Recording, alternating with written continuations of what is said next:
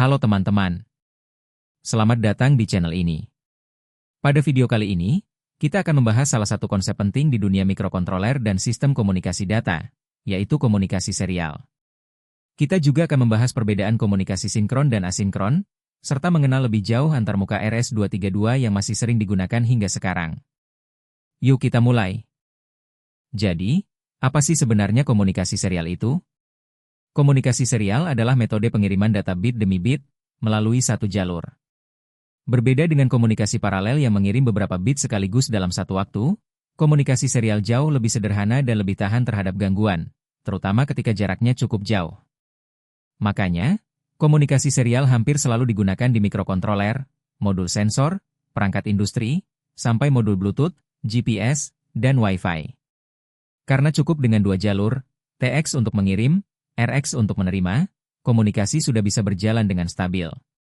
Di dalam komunikasi serial, perangkat yang terhubung harus sepakat dulu mengenai aturan pengirimannya, seperti baud rate, jumlah bit data, parity, dan stop bit.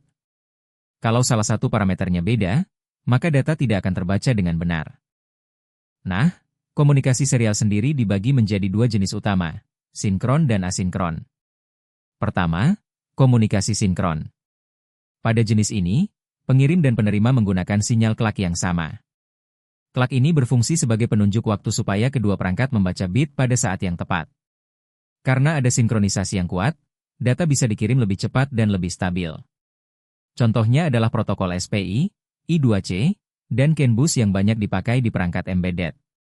Selanjutnya, komunikasi asinkron. Pada komunikasi ini, tidak ada sinyal klak yang dikirimkan. Jadi bagaimana supaya pengirim dan penerima tetap sinkron? Caranya, setiap paket data diawali dengan start bit, lalu diikuti dengan beberapa bit data, dan diakhiri dengan stop bit. Dengan mekanisme ini, perangkat tahu kapan mulai membaca dan kapan selesai. Jenis asinkron inilah yang biasanya digunakan pada UART atau USART, seperti pada Arduino atau mikrokontroler PIC. Sekarang kita masuk ke salah satu implementasi komunikasi serial yang paling populer, yaitu RS-232. RS-232 adalah standar komunikasi serial yang sudah lama digunakan, terutama untuk menghubungkan komputer dengan perangkat lain.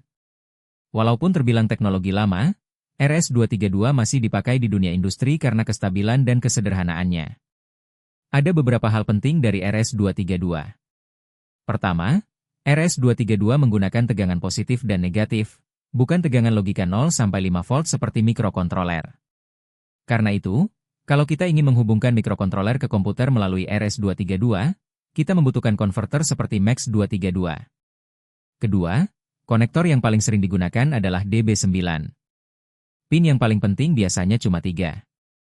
TX untuk mengirim data, RX untuk menerima data, dan GND sebagai ground. Sisanya digunakan untuk kontrol tambahan, tapi banyak perangkat modern yang tidak lagi menggunakannya.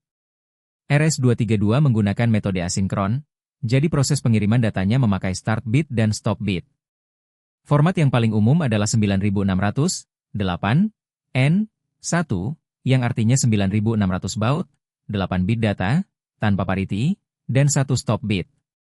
RS-232 banyak dipakai untuk komunikasi PC ke mikrokontroler, debugging program, pengiriman data sensor ke komputer, atau konfigurasi perangkat industri seperti router dan mesin otomatis.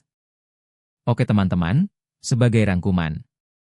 Komunikasi serial adalah metode pengiriman data bit demi bit melalui satu jalur yang sederhana dan sangat efektif.